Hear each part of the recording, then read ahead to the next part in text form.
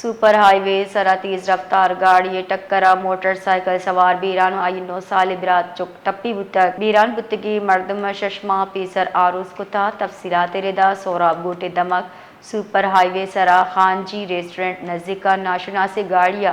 motor cycle سوار بیران اور 9 سال زکی ٹپی بتا بیران بتگی مردم لاش اور ٹپی کی مردم ایمبولینس عباسی شہید اسپتال سرکنک بتگا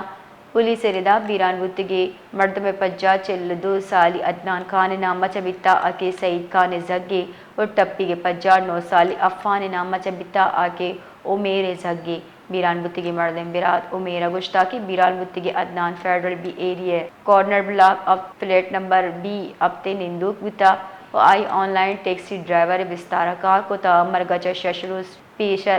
آئی آروز بتا آئی گشتا ٹپی چوکو بیران بتگی مردم میں آئی براست بیتا آئی گشتانا آئی چک افان ہما گاڑی بابتا گوش گئیں کہ آئی تہا ویل بوتا اونا پولیس ادرگتا ہچوڑی سرپدی ہستی